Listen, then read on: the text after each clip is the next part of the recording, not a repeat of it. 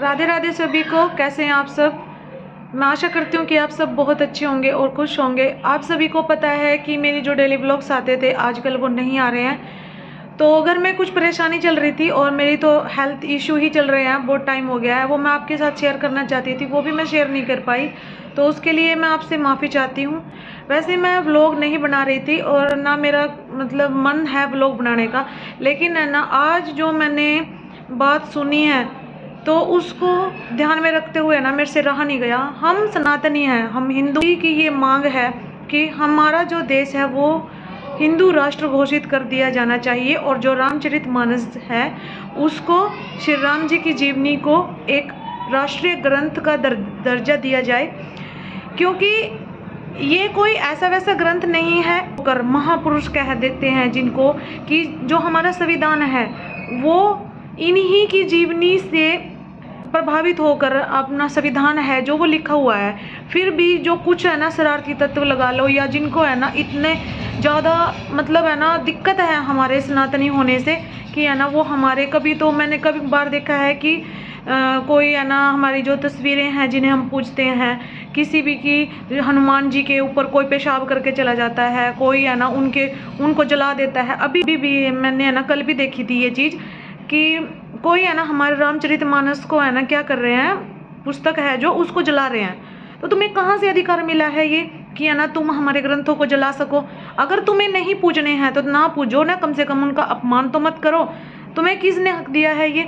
और है ना जहाँ तक की बात है कि हिंदू राष्ट्र हमारा होना चाहिए, वो हम सभी सनातनियों को इस पे एकजुट होकर आवाज़ उठानी चाहिए।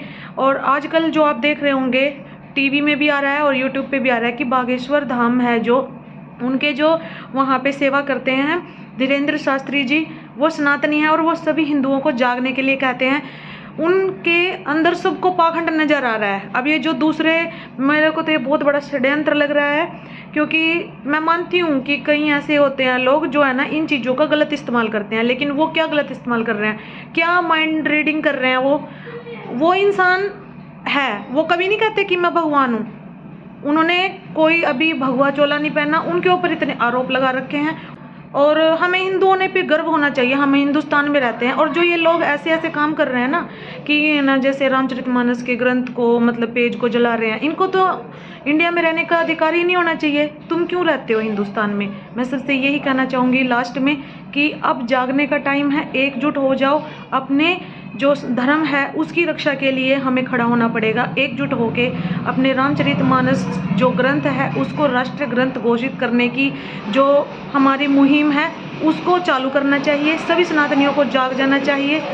और जो मैंने देखी है उनकी यूट्यूब पे वीडियो, बागेश्वर धाम में जो धीरेन्द्र शास्त्री जी हैं वो कुछ भी गलत नहीं बोलते। देखिए हर कोई अपनी सेफ्टी के लिए बहुत चीज़ें अपने घर में रखते हैं, कभी लड़ाई बच जाए या कुछ भी, और रखनी भी चाहिए, क्योंकि अब ज़रूरी नहीं कि किसी को है ना गलत रास्ते पे लेके जाएंगे। ये चीज़ें अपनी रक्षा के लिए होना चाहिए और ये हमारा अधिकार है।